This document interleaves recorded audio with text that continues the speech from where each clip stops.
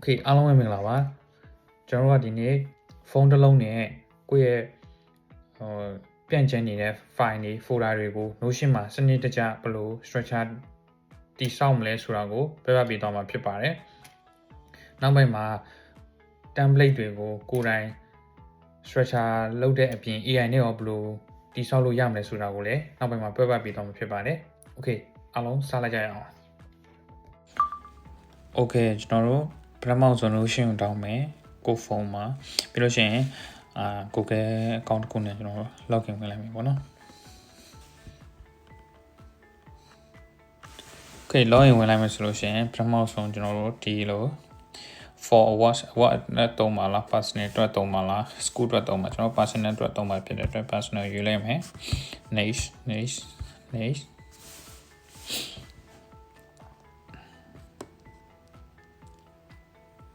ဒီမှာဆိုလို့ရှိရင် welcome to Notion ဒီက chat box လေးတွေကိုကျွန်တော်တို့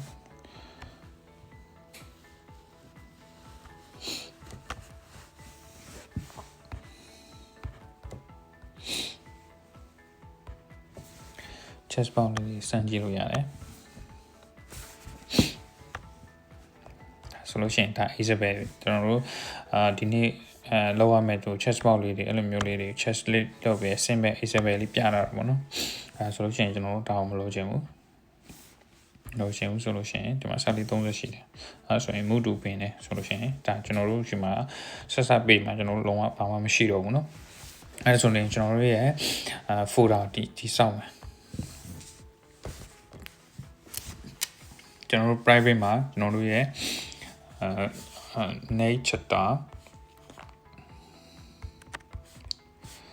nature system ဆိုပြီးတော့ဒါကကိုကျဲတဲ့နာမည်ပေးပါเนาะဒါကျွန်တော်တို့တည်ဆောက်လိုက်ပြီပြင်ပြထားပါဆိုရင်ဒီမှာ nature system ဆိုပြီးတော့ကြာလာပြီဒီမှာ nature system ဆိုပြီးကြာလာပြီဆိုရင်ဒါကျွန်တော်တို့ရဲ့ folder တစ်ခုဖြစ်သွားပြီပေါ့เนาะအဲ့ရဲ့ folder အောက်မှာကျွန်တော်တို့ okay နောက် folder တစ်ခုထပ်ဆောက်မယ်နောက် folder တစ်ခုထပ်ဆောက်မယ်ဆိုလို့ရှိရင်ဒီမှာအပေါင်းလက္ခဏာလေးနှိပ်လိုက်ကျွန်တော်တို့ကနောက် folder တစ်ခုဆောက်မှာဖြစ်တဲ့အတွက် text တွေ heading တွေမသုံးဘူး page တွေမသုံးဘူးကျွန်တော်တို့ page တွေဒီမှာ page ဆိုတော့ page ဆိုတဲ့အဲ့ဒါလေးရှိတယ် page တွေလေးနှိပ်လိုက်မယ်ဆိုလို့ရှိရင်ကျွန်တော်တို့ရဲ့ဟိုဟာပထမဆုံး folder က learning နဲ့ပတ်သက်တာပေါ့နော် learning folder ပေါ့နော် learning folder okay learning folder ရ folder တစ်ခုရပါပြီနောက် folder တစ်ခုထပ်ဆောက်မယ်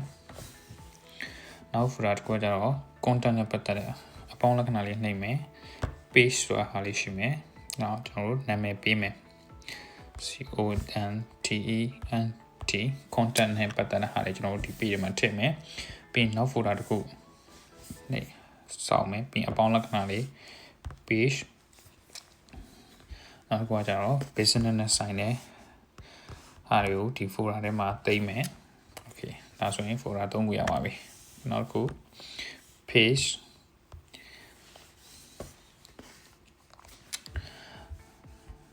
နောက်တစ်ခုဆိုလို့ရှိရင် final နဲ့ဆိုင်တဲ့ဟာတွေ final နဲ့ဆိုင်တဲ့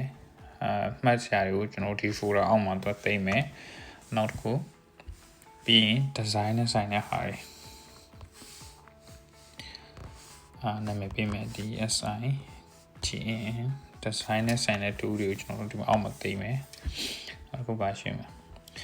password ဒီ password တွေပါတွေကကျတော့ဒီ Notion မှာမသိမ်းစီခြင်းဘူးပေါ့နော်ဟိုသိမ်းလို့တော့ရတယ်ဘာမှတော့ပြဿနာမရှိဘူးဒါပေမဲ့တစ်ခါလေကျွန်တော်တို့ရဲ့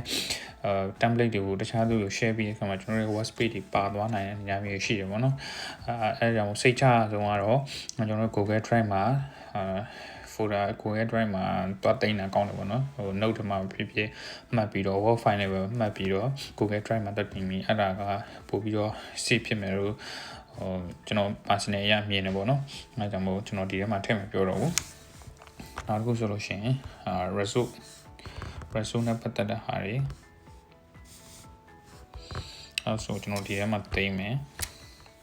okay ဒါဆိုလို့ရှိရင် file လေးတွေရပါပြီเนาะကျွန်တော်တို့ folder ဒီမှာ nature system အောက်မှာကျွန်တော်တို့ folder လေးတွေရပါပြီ folder လေးတွေတော့တည်တက်လေးဖြစ်ချင်ရှိမှာဒီ icon စာမျက် icon ပုံစံလေးရှိနေအဲ icon လေးနှိပ်လိုက်မယ်ဆိုလို့ရှိရင်ကျွန်တော်တို့ကြိုက်တဲ့ icon လေးတွေပြီးလို့ရတယ်ပေါ့နော် ကြိုက်တဲ့ icon လေးတွေပြီးအပေါ်တော့အရင်ဆုံး landing နဲ့ပတ်သက်တဲ့ဟာဆိုလို့ရှိရင်ကျွန်တော်တို့ဒီမှာ landing ဆိုရိုက်ရှာကြည့်လိုက်landing ဆိုလို့ရှိရင်ဒီမှာ landing နဲ့ပတ်သက်တဲ့ဟာလေးကြာလာပြီအဲ့ဒါဆိုရင်ကျွန်တော်တို့အဲ့ဒါလေးနှိပ်လိုက်မယ်တစ်ခုယူလိုက်မယ်ဒါဆိုလို့ရှိရင် icon လေးနဲ့ဖြစ်သွားပြီပေါ့နော်ကိုက content ဒါကကိုကြိုက်တဲ့ icon လေးတွေထည့်လို့ရတယ်ပေါ့နော်ဒီမှာ emoji လေးတွေလည်းအများကြီးရှိတယ် emoji လေးလည်းထည့်လို့ရတယ် emoji လေးဆိုတော့ဒီမှာ content နဲ့ပတ်သက်တဲ့ဟာထားပါဒီဟာလေးပေးလိုက်မယ်ပြီးရင် business နဲ့ပတ်သက်တဲ့ဟာ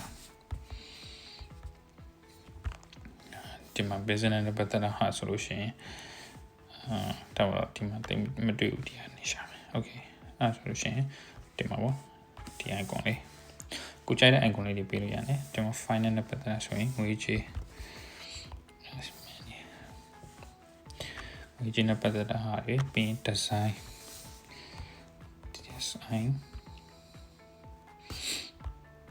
design နဲ့ပတ်သက်တဲ့ဟာတွေပြီးရင် resource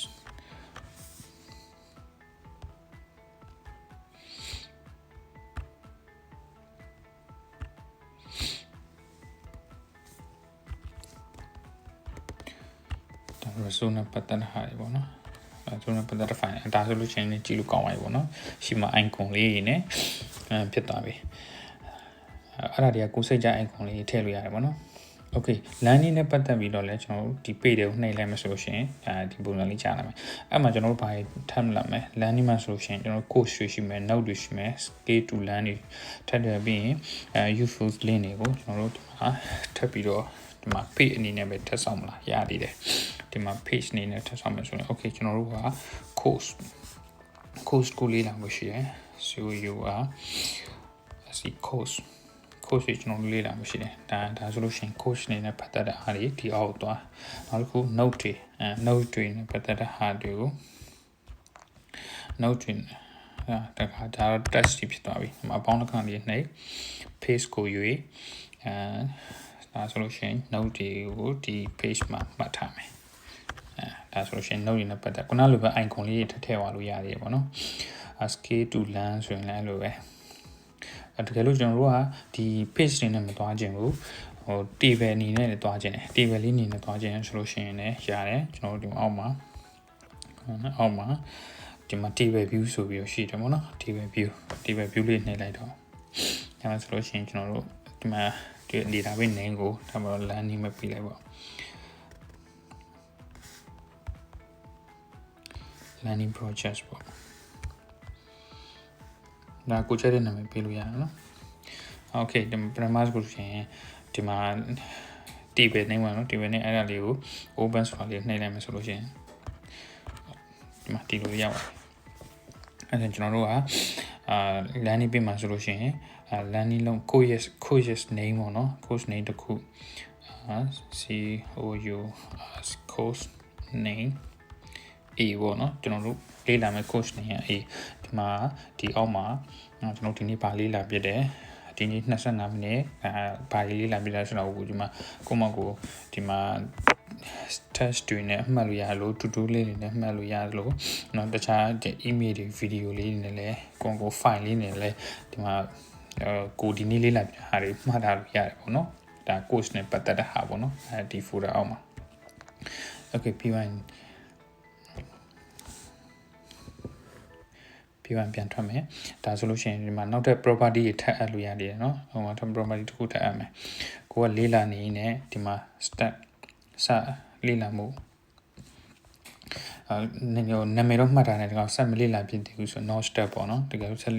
ပြီးပါပြီဆိုလို့ရှိရင် dance ပေါ့ in progress လေးလာနေစေအဲ့လိုမျိုးလေးတွေမှတ်ထားလို့ရရတယ်ပြီးနောက်ပြီးတော့ဒီမှာ course နဲ့ပတ်သက်တဲ့ဒီမှာdate တွေလည်းထည့်လို့ရတာငါတရားကိုဘယ်ကနေပြီးတော့ဘယ်နည်းကနေစပြီးလေးလာလဲအဲ့လိုမျိုးလေးထည့်လို့ရသေးတယ်ပြီးတော့နောက်ဒီမှာအပေါင်းလက္ခဏာလေးထပ်နိုင်မယ်ပြီးတော့အများကြီးရှိသေးတယ်ဒီမှာ URL link ပေါ့တကယ်လို့ကိုက YouTube ကနေပြီးတော့ဒီဟာကိုလေးလာဖြစ်နေရဆိုလို့ရှိရင်ဒီမှာ YouTube ရဲ့ link ကိုဒီညမှာတစ်ခါတည်းထည့်ထားလို့ရှိရင်ကျွန်တော်တို့ဒီထဲကို landing နဲ့ပတ်သက်ပြီးဒီထဲဝင်လိုက်တာနဲ့ဒီ URL ကိုနှိပ်ပြီးတော့နှိပ်လိုက်တာတစ်ခါတည်း auto ရောက်သွားမယ်ပေါ့နော်ကျွန်တော်တို့စနေပြီးပြန်ပြီးတော့ရှာနေကြမလို့တော့ဘူးပေါ့နော်ဒါကတော့ဒါ landing နဲ့ပတ်သက်တဲ့ကျွန်တော်တို့တိစောက်ပြသွားတာပြီး content တွေနဲ့အဲ့လိုပဲခုနကတော့ကျွန်တော်တို့ အပေါင်းလက္ခဏာလေးကိုနှိပ်မယ်ကျွန်တော်တို့က table view အနေနဲ့မှတ်ထားခြင်းတာလားကျွန်တော်တို့အများကြီးပေါ့နော်အောက်မှာရှိသေးတယ်အမှဒီ note အနေနဲ့ပဲတက်စာသားအနေနဲ့ပဲကျွန်တော်တို့မှတ်ချင်တာလားအဲ့လိုမျိုးလေးမှတ်လို့ရတယ်ပေါ့နော် business နဲ့ဆိုင်နဲ့ဟာဆိုရင်လည်း business မှာဆိုလို့ရှိရင်ကျွန်တော်တို့ခုနလိုပဲ table လေးနဲ့ table view လေးနဲ့ဒီမှာကျွန်တော်တို့ business idea တွေ business idea လို့ထားပါတော့ BUSINESS IDEAS business idea လို့နေပြီးတော့ဒီမှာဒီအောက်မှာပေါ့နော်ဒီအောက်မှာကျွန်တော်တို့ idea တွေကိုကြားလို့ချရေးလို့ရတယ်ကြားလို့နှုတ်မှတ်ထားလို့ရတယ်နောက်တစ်ခုအဲ့လိုပဲနောက်တစ်ခုကိုပြီး client နဲ့ customer နဲ့ပတ်သက်တဲ့ဟာတွေမှတ်ထားလို့ရှိရင်ဒီမှာ clients CAIENT client customer ပေါ့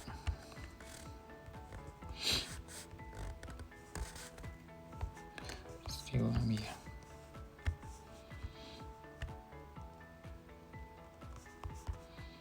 client customer ဆိုပြီးတော့ဒီအောက်မှာ client customer နဲ့ပတ်သက်တဲ့ဟာတွေကိုကျွန်တော်တို့ဒီပဲဘယ်လိုပုံစံမျိုးလေးပြမြင်ခြင်းလဲပေါ့နော်ဒီမှာအများကြီးရှင်ကိုတစ်ခုချင်းစီလိုက်ဆန်ကြည့်ပေါ့နော်ကျွန်တော်တို့ပုံလေးနဲ့ပဲမြင်ချင်တာလားဒါမှမဟုတ် test နေနဲ့ပဲမှတ်ထားချင်တာလားဆိုရင် customer client နဲ့ပတ်သက်တဲ့ဟာတွေကိုဒီထဲမှာမှတ်ထားမယ်ပြီးလို့ရှိရင် strategy တွေဒီမှာproject တွေနဲ့ပတ်သက်တဲ့ဟာတွေလည်းနောက်ပြီးတော့ထပ်ပြီးတော့ app on လောက်ရလို့ရသေးတယ်ပေါ့နော်။ business ဒီမှာကိုကနောက်တစ်ခုကိုထပ်ခေါ်ချင်ရဆိုတော့အောက်မှာအပေါင်းလက္ခဏာလေးရှိတယ်ဒီမှာ new page ဆိုပြီးနှိပ်လိုက်လို့ရှိရင်ဒီလိုလေးပေါ်လာတယ်အဲ့မှာကိုကခေါင်းစဉ်ပေးလိုက်အောက်မှာကိုမှတ်ထားခြင်းတဲ့ဟာတွေကိုမှတ်ထားပေးလိုက်ပေါ့နော်ဒီမှာပုံလေးတွေမှတ်ထားလို့လည်းရသေးတယ်ကို test အနေနဲ့မှတ်ထားလို့လည်းရသေးတယ်အဲ့ထပ်ကိုလည်း bullet လေးပေးမလားဒီမှာlink တွေချိန်ထားပေးမလားအများကြီးလုပ်လို့ရသေးတယ်ဒီမှာကျွန်တော်တို့ပုံလေးတွေလည်းကျွန်တော်တို့ထပ်ပြီးတာလို့ရသေးတယ်ကျွန်တော် point note တွေလည်းထပ်ပြီးတော့ရေးပေးထားလို့ရတယ်ပြီး category တွေအပ်ချင်တယ်ဆိုရင်လည်းကျွန်တော်ဒီဟာကိုဘယ်နေ့ဘယ်ချိန်မှာလုပ်ခဲ့လဲပြီးရင် email တွေ URL တွေဖုန်းတွေအဲ့လိုမျိုးတွေလည်းကျွန်တော်တို့ထပ်ပြီးတော့ add on လုပ်လို့ရသေးတယ်ပေါ့နော်ပေါ်လာပြီအဲ့ဒီနဲ့ပတ်သက်ပြီးတော့ကျွန်တော်တို့ဒီမှာကျွန်တော်တို့ကတော့simple တိစောက်ပြထားတဲ့ဟာတွေပေါ့နော် okay ကိုရတာဟိုဒီကိုတိုင်းတိစောက်တာကြီးက structure မကြဘူးကျွန်တော်တို့ကသူ့ရဲ့ learning က structure ကြလေးလိုချင်တယ်ဆိုလို့ရှိရင် okay ကျွန်တော် AI တတ်မေးလို့ရတယ် okay ဒီမှာမျက်လုံးပုံလေးနဲ့ပထမဆုံးမှရှိပါတော့အဲ့ဒါလေးကိုနှိပ်လိုက်မယ် okay ဘယ်လိုရမရှင်create learning tracker learning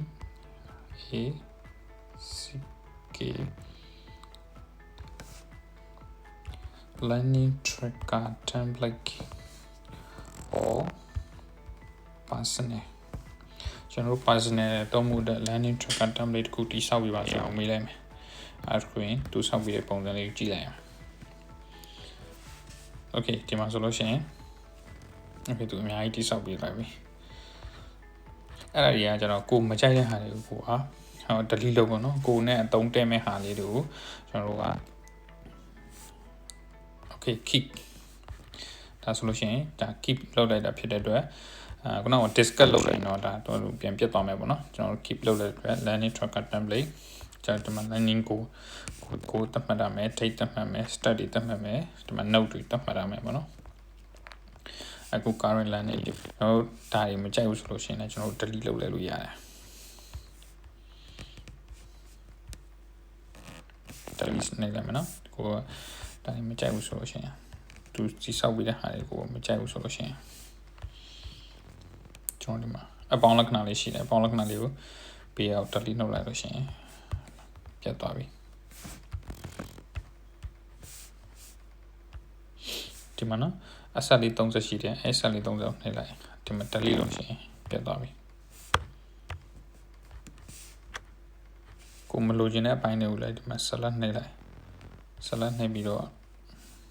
paste ဆွဲလိုက်ပါနော်ဒါဒီပိုင်းကမလိုချင်ဘူးမလိုချင်တာဖြတ်ပလိုက်ပါနော်ဒီပိုင်းကိုမလိုချင် ဖြတ်ပြလိုက်ဒါသူရေးတာဟာလေးကိုနဲ့အသုံးတင်မဲ့ဟာလေးတွေပေါ့နော်အဲ့ဒါကိုကဒီ learning structure ကိုမသိဘူးဆိုလို့ရှိရင်လည်းမဆောက်တတ်ဘူးဆိုလို့ရှိရင်လည်းအဲ့လို AI မေးလို့ရတယ်ဒါမှမဟုတ်ကိုယ်ပိုင်တည်ဆောက်ခြင်းနဲ့ဆိုရင်လည်း Okay content engine နဲ့ပတ်သက်ပြီးတော့ကျွန်တော်တို့ကဘယ်လို structure ချမလဲမသိဘူးဖြစ်နေတယ်ဒါဆိုလို့ရှိရင်ကိုယ်တိုင် structure မချတော့မယ်ကျွန်တော် AI ကိုတွန်းပေးလိုက်မယ်နော် AI ကိုအရင်တော့လိုပဲကျွန်တော်တို့ AI ကိုတွန်းပေးကြည့်မယ် create content idea tracker template for personal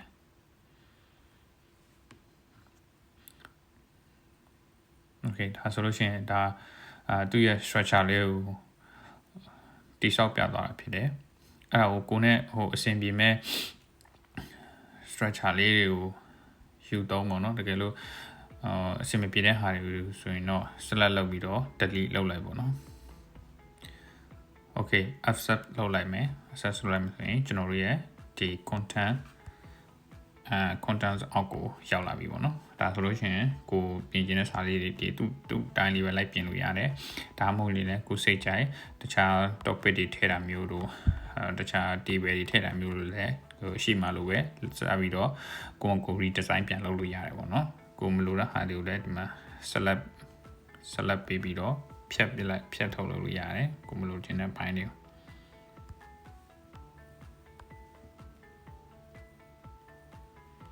ကိုမလို့ခြင်းတဲ့ပိုင်းတွေကို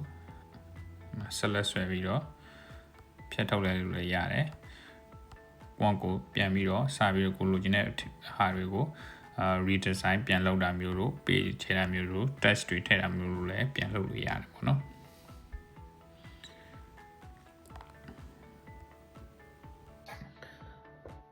Okay ဒီနေ့ဒီဆောက်ပြသွားတာကတော့ကိုယ့်ရဲ့ဖုန်းနဲ့ပဲကိုယ့်ရဲ့ file တွေ folder structure တွေကိုစနစ်တကျ Notion မှာတိဆောက်ပြသွားတာဖြစ်ပါတယ်နောက်ပိုင်းမှာလည်းဒီ template တွေကိုဒီကိုယ့်ရဲ့ personal အတွက်ကော workflow တွေအတွက်ကော template တွေကိုအသုံးပြုပြသွားမယ်အဲ့ template တွေကိုလည်းကိုယ်တိုင်ဘယ်လိုတိဆောက်လို့ရလဲဆိုတာကိုဒီ tutorial video လေးတွေလုပ်ပြသွားမှာဖြစ်ပါတယ်အားလုံးကိုကျေးဇူးတင်ပါတယ်